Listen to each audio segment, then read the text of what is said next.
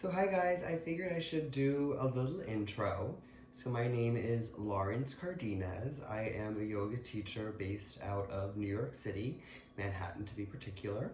I teach currently around. I do small groups, classes, the whole thing. Love teaching movement, love teaching restorative and meditation, and kind of anywhere along the way. My favorite thing is really just holding space for my students so that they can come. I say my time on my mat is my daily therapy with my practice, and it's really a time to move and breathe.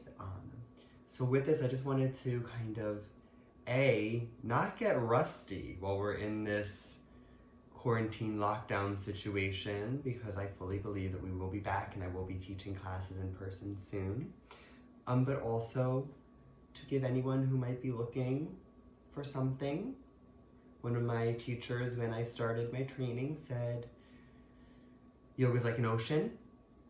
And as you learn and become a teacher, you get a little drop, and that little drop, yeah, it's not as vast as the ocean, but it still has all the properties of it.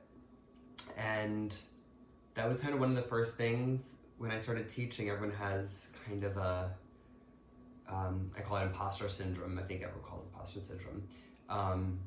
But anyway, where you kind of don't feel like you should be teaching, or like, why are people liking my class? And kind of have to get over that and think that if someone is accepting your class or has a moment in your class that they love, or you might explain something. That was my thing. I didn't understand how my students could take teachers who were so much more experienced than me, but yet still enjoy my class.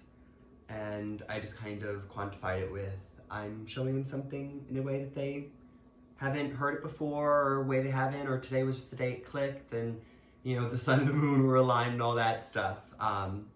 So yeah, with that, these little videos, I'm trying to keep them between 5 and 10 minutes, just to show a little something. I'm also going to be posting a weekly class, so stay tuned for that.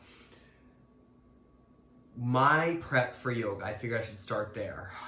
So one of my first teacher trainers, Yogi Charu, shout outs, he said, shouldn't eat 2 hours before yoga. And that's something that just stuck with me. Think about it, you don't want a full stomach before you practice, so check mark there. Second thing is, are you really exhausted? You probably shouldn't be challenging yourself with the yoga practice if you haven't eaten, kind of thing. If you're feeling hungry, eat and practice later. Are you hydrated? All those kind of basic things that you don't think about, they will come up. That, with me, always like to sit at my mat, 2 blocks, just because I have them and they're nice to have. My towel, and usually my water close by, and that one's kind of more of my habit.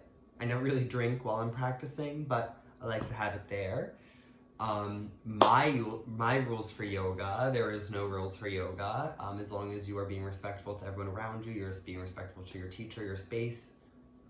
Whatever's happening on your mat is your journey, as long as you are not kind of distracting anybody. Like, you should not be in handstand while we're all in child's pose.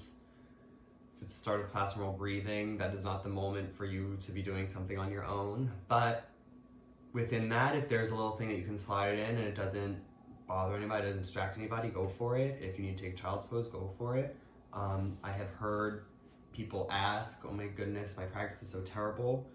Do teachers judge students for not being the most experienced yogis? No.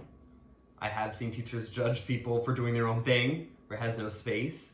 And really that's just because, again, yoga in a class is a group experience. Take it home, take it outside. Usually the studio is open before or after that class. Do your own thing there. Yoga is not the show-off moment. There are moments for that. That's really kind of the Instagram yoga, which has been my hesitation to film, but putting that aside, that when you're in your class, it's just not really about what anyone's doing around you. One of my favorite yogi cues, you'll hear me say it if you're ever in my class and I see a lot of people looking around, there's nothing to see. What someone's doing over there has nothing to do with you. Pay more attention to what's happening on your mat. Some days it's easier than others. Give a lot of cues, maybe you do some of them. Don't worry about that. Worry about each individual pose, honor that pose. When you hear the next pose, catch us where you are. Forget about anything else. I don't care if you're not exactly evened out on both sides. It only really becomes a situation if it's like years of doing, those kind of disjointed practices. But if you're just going, if you're just beginning, just keep coming back to your mat. Do your best, try. I like to equate it with foreign language. You don't go to one Italian class and expect to walk out fluent. You gotta keep practicing, gotta keep coming back, gotta keep trying. Yoga is the exact same way. It is a great equalizer. Chances are you'll be really good at something. Maybe it is just sitting still and holding your breath. Someone else will be really good at something else.